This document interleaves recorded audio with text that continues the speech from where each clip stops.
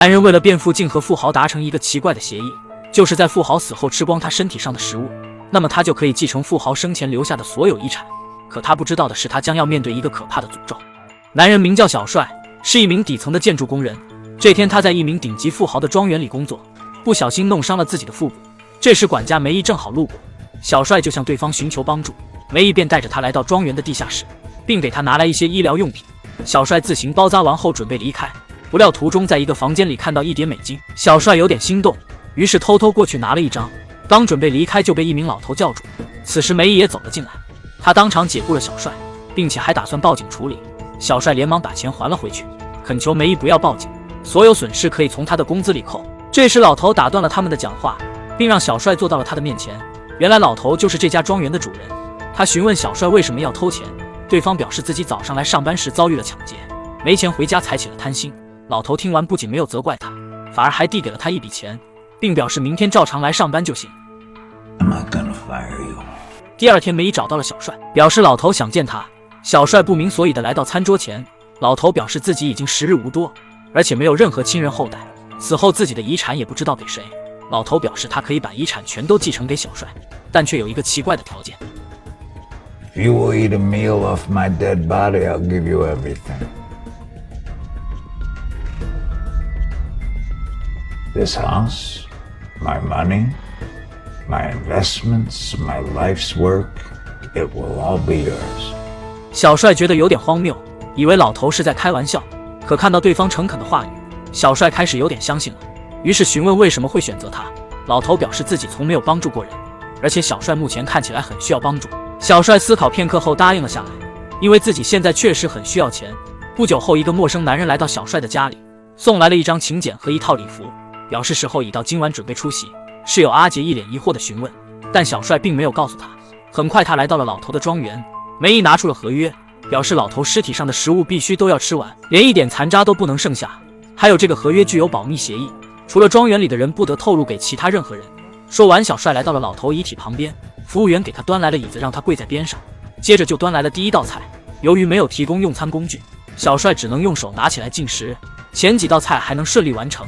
看着边上飞来飞去的苍蝇，小帅开始有点反胃，不过为了遗产也是拼了。最终小帅几乎吃完了每一道菜，但还是剩下一些残渣没有吃完。服务员将他们聚在一起，倒在了尸体上。 Every last crumb。 小帅应该是穷怕了，忍着恶臭吃完了所有残渣。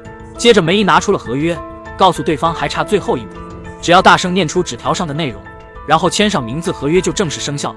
小帅没有多想，就拿起了纸条念了起来。 For your peace, I take on all sins you carry, and I pawn my own soul. 签完字后，小帅开始晕头转向，接着就倒在床上昏睡了过去。隐约中看到无数黑影向他逼近。等第二天醒来，梅姨告诉他这里的一切现在都属于你，里面的人都可以随意调遣，然后给了小帅一张黑卡，表示这张卡没有限额，想怎么花就怎么花。突如其来的富贵让他有点难以置信。不久后，他回到了出租屋里，收拾完东西后和阿杰做了简单的告别。此后，小帅过着惬意的生活。这天，他正在家里喝酒，突然莫名的流起了鼻血，丝毫没有注意到走廊里多出来一个人影。然而下一秒，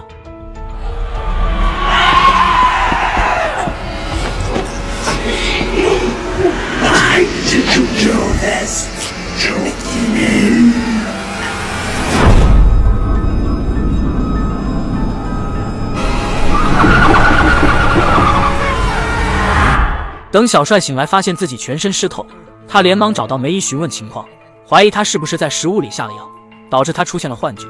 但梅姨表示绝无这种可能。这时小帅想起当天吃完食物后读的纸条，让梅姨拿出来再给他看看。看完之后，小帅才发现自己被诅咒了。原来老头生前为了致富不择手段，做了很多伤天害理的事情，为了死后不下地狱，就必须寻找一个人替他背负所犯下的罪行。小帅通过老头生前所看的书得知，在尸体上吃光食物其实就是某种仪式。小帅不仅继承了老头的遗产，同时也继承了他身上的所有罪行。得知真相后，小帅立马去找到了神父，但他根本无法说出到底犯了什么罪行，因此就无法忏悔得到原谅。于是他又回到庄园威胁梅姨，要求对方将老头生前所做的事情都说出来。为了保住工作，梅姨只好把实情告诉了他。原来小帅幻觉中的女人是老头的妻子，因为婚内出轨被发现，没想到老头竟直接掐死他扔到了河里。得知真相后，小帅再次找到了神父，并将罪恶告诉了对方。神父便开始对他进行赦免仪式。没想到这时阿飘突然走了过来，他使劲掐住小帅的脖子，眼看就要被阿飘掐断了气。神父此刻终于念完了经文，阿飘也在此时消失不见。小帅开心地谢过神父，如释重负地走出教堂。本以为终于可以享受富豪的生活了，没想到这天晚上，小帅正在喝着酒看着电视，突然身后的台灯倒了下来。他起身查看，发现一位戴着面具的男人。他从地上缓缓爬起来，向他靠近。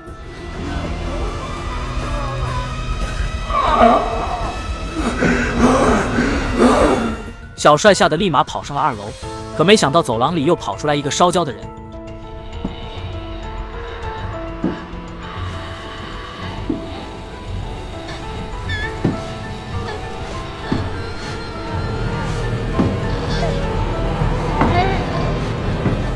眼看马上就要走到他的身边，梅姨的出现把他拉回了现实。从梅姨口中得知，原来老头此前也是出生贫寒，通过继承别人的罪恶才得到现在的财富，就这样一代传了一代。因此小帅现在所看到的阿飘都是聚集了众多人的罪恶才形成的。小帅得知后再次找到了神父，但对方却将他拒之在了门外，因为小帅背负的罪名实在太多，根本无法通过忏悔就能得到原谅。无奈小帅只能回到了庄园，他只能靠吃一些镇定药帮助自己入睡。可即便这样，每天晚上还是有好多阿飘找到他。小帅无法忍受，只好加大用药剂量。没想到过量导致自己差点领了盒饭，好在梅姨及时发现救下了他。醒来后，医生告诉他已经死亡了几分钟，不过经过抢救，幸运的救了回来。此时的小帅再也无法忍受这种状态，于是找到梅姨寻求他的帮助。但梅姨告诉他，如果想彻底摆脱，只能选择死亡，然后将罪恶传递到别人身上。这时小帅想到医生说他之前死亡了几分钟，可以通过这几分钟将罪恶传给另外一人，最后自己还不用死。没想到被小帅找到了诅咒的漏洞，梅姨也是一脸惊讶。不过现在最重要的是找到下一个替罪羊。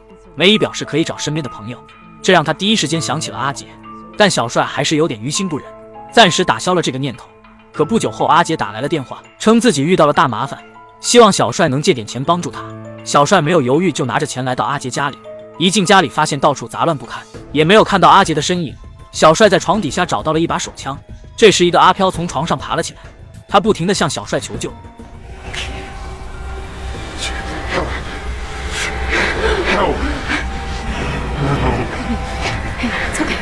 可小帅却毫不犹豫地朝他开了一枪，没想到阿飘竟变成了阿杰的妻子。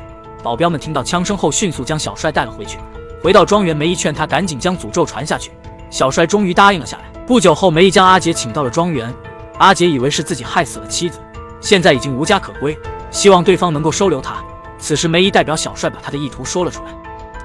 He would like you to be his sin eater. You eat a meal off his dead body, every last crumb, and he will give you everything.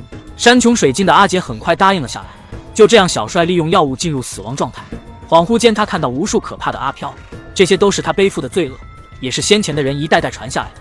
等小帅醒来后，梅姨告诉他仪式非常的顺利，终于小帅回归到了最初的生活状态，而阿杰则被阿飘折磨得痛苦不堪。最后，梅姨在一本名单上写下了小帅的名字。看来梅姨身上隐藏着不为人知的秘密。